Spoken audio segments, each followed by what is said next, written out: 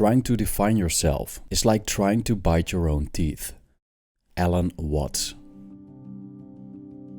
In today's society, we are expected to define who we are and take that self-image as a basis for making decisions. For example, I'm an introvert, and from that point of view, I choose my career, my social life, and basically the way I interact with society. But aren't we selling ourselves short if we live that way? Are we truly who we are, or are the attempts to become who we are the reason that we aren't?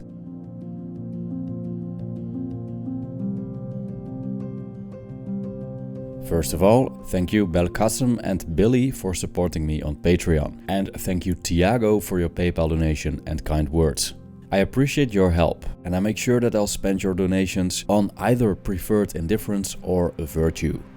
So why aren't we who we are? And who do we think we are, which we actually aren't?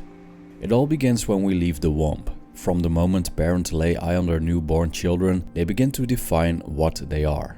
Many observe certain personality aspects in their offspring very early on and quickly draw conclusions. The child is sensitive or sporty, shy, or perhaps the strong and silent type. Based on these observations, our parents begin to push us into certain directions that fit the narrative they have created about us. An energetic child may be pushed into becoming an athlete, and the personality of the shy and sensitive kid could be enforced by overprotectiveness. And thus, the children become what the parents designed them to be. The identification with our self-image continues through adolescence and adulthood. Based on who we think we are and what society tells us to be, we decide what education to follow and what career path we should take. An introverted creative type probably chooses a job as a designer, while the extroverted social butterfly may go for a career in sales or management. In this case, there's nothing wrong with introversion or extroversion. Both can be valuable traits. The problem lies in our identification with these traits. The benefit of a strong identification with, let's say, introversion gives us the idea that we create order out of chaos. We create an identity for ourselves. In the same way we do this with any label, from INTG to alpha male to being a spontaneous or boring person. It's quite convenient to decide that a set of characteristics is simply you. That the evasion of social gatherings and spending every Saturday night reading books or browsing the internet is who you are. Am I a loner because that's who I am? Or am I a loner because I've developed a pattern of behaviors that lead to me secluding myself from social interaction? By strongly identifying ourselves with a certain label, we close the door to many possibilities. One may say, I get angry quickly. Why?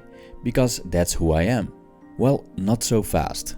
Is there actually a permanent self? Or are we nothing more than a collection of patterns and habits that have become our comfort zone? We are more malleable than we think. By applying different habits, we break with existing patterns of behavior. And by repeating these over and over again, we're able to transform our personality into something entirely different. Moreover, isn't it so that certain radical events can result in a personality switch overnight? Aren't we going from role to role, adapting ourselves to every situation, being a different person everywhere we go, in the presence of every different person we meet? Am I not Einzelgänger on YouTube, but a son to my parents, a brother to my siblings, a friend to my social circle, a spectator during a play, and a passenger in an airplane? Can I possibly be one personality? Always, anywhere? Or is it just that I identify with the traits that I deem favorable? Looking at how flexible the mind actually is, and how we can change roles all the time, and how we have the ability to erode old behavioral patterns and cultivate new ones, it seems quite clear to me that we, in essence, aren't our story. So the question is, who are we?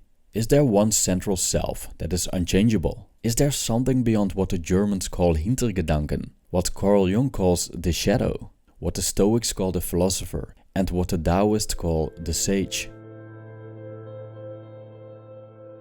If we look deeply inside, can we feel it? Can we smell, taste, hear or see it? Probably, when you do, it's not the real you. As the Taoists say, that the Tao that can be spoken is not the real Tao. But what is it then? And why can't we grasp it? Why, if we try to define it, we can't get past what our senses perceive and only come up with vague concepts and descriptions of what we think could be the self? This is the tragedy of being something that we cannot define, and that's the reason why all religions and philosophies that ponder over the question who are we can only describe the next best thing. This is why we cannot see the eye that sees, bite the tooth that bites, and touch the finger that touches.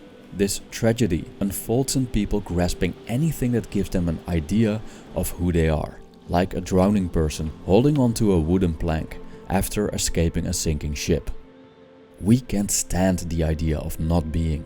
We can't comprehend what it's like to be without thinking and sense perception. And because we fear that the unpredictable and ever-changing universe will swallow us, we create a strong sense of self. I'm an accountant, I'm an introvert, I'm a YouTuber, I'm a loser. We choose to pursue certainty in a universe that is inherently uncertain by creating a story that anchors us in the wild waves of the ocean. Unfortunately, by saying yes to a strong and fixed sense of self, we, for a great part, say no to life. We become rigid and brittle, like a dead tree, as opposed to grass that blows along with the wind without resistance, and thus grows tall and flexible. Or we become a rock in the river stream, and even though we stand strong and firm, the liveliness of the water passes us by until we become eroded and diminished to nothing more than dust. Thank you for watching.